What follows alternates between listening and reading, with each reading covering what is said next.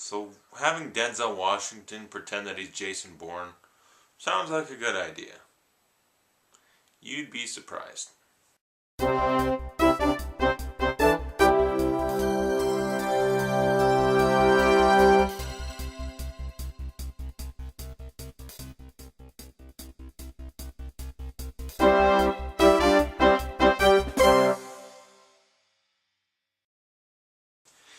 I actually was mildly surprised with Safe House because I went in hearing sort of mediocre reviews. Like I read some, watched some reviews, and apparently it's pretty mediocre. Basically, it was a mediocre action film with a good performance from Denzel Washington and a typical Ryan Reynolds performance with a somewhat confusing, boring, bland plot and poor camera work. And most of that's kind of true. Denzel Washington kills in this movie though. Like, he is awesome. Denzel never gives a bad performance. I don't care if it's Book of Eli. He's gonna be awesome in it.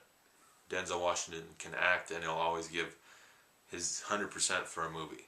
Ryan Reynolds, I thought he was pretty good in this. His best performance other than Buried, because, let's be honest, there's not much to pick from.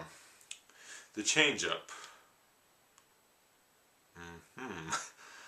National Lampoon's Van Wilder, Waiting, Green Lantern, X-Men Origins, Blade Trinity. Yeah, safe to say Buried was his best performance. I thought this was pretty good. Right behind Buried, this is his best performance. I know there's not a lot to pick from, but he was pretty good in this, I thought at least.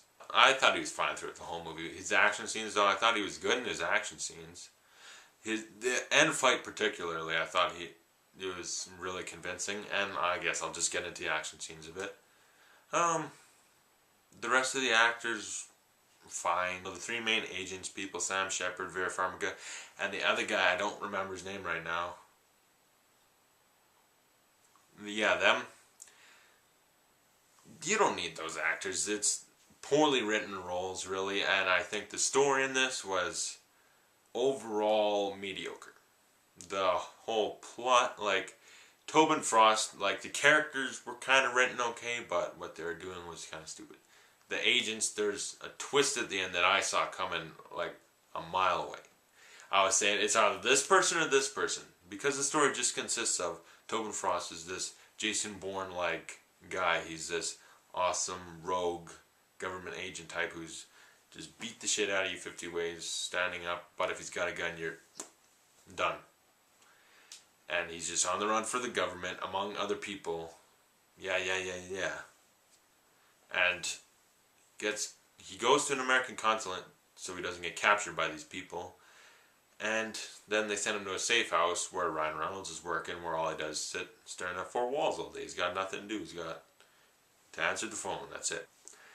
And then while they're there, Robert Patrick shows up to waterboard Denzel Washington with some other agents, and then they all get killed.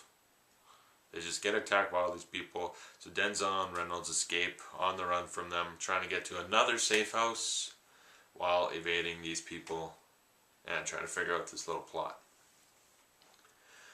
The twist, though, because it's, who sold out the safe house? Like, it was one of the agents that told those people where the safe house is. Who was it? Is it this person? This person? I figured out who it was halfway through. I was like, it's either this agent or this agent. So the twists and plot was mediocre. The action, though, I thought was well choreographed, but I need to talk about something. Shaky cam. Shaky cam. What is with shaky cam? Why do people like this? Is this action? Does this constitute good action nowadays? Does the Michael Bay action scene actually matter to anyone? Shaky cam is horrible. Like, I've watched action movies. The Bourne movies in particular, I know it was shaky cam, but it never bothered me because it kind of seemed to fit the mood of the movie. It's like, yeah, it kind of integrates you in the scene. This shit was bad. I was watching, I'm like, there's no reason to shake this camera like this. It was hard to figure out what's going on, kind of. It's just people driving around, shooting, kind of ducking, trying to drive, get out of there, and the camera's all over the place. Basically, the cameraman was right in the car, he had no seatbelt on, and they are swerving, and he's just bumping around trying to film it. It sucks. Why do people shake the camera? It's so freaking annoying. I see what people are talking about now. The Bourne movies, I understand, but I never really watched a whole lot of action movies where I noticed how much the camera was shaking. Transformers, kinda. Yes, I'll give Transformers and the Bourne movies, but that's it, really. That I noticed really bad. This pissed me off. Because most of the fight scenes were pretty cool and stuff. Some shootouts, car chases. But the end fight where Ryan Reynolds is fighting someone, I liked that fight. That was a good, gritty, realistic fight. And the camera was shaking. I was furious because like, this is a good fight. These guys are fighting good enough. It's well choreographed, I thought. This is like a real fight. The camera, though, wrecked it. So, I don't like the direction. I thought Reynolds and Washington gave good performances. And some of the action was good.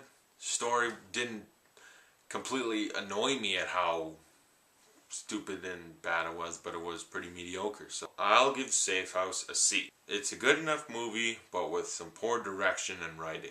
And honestly, I would go buy Safe House. On Blu-ray, I don't know, if it was like $5.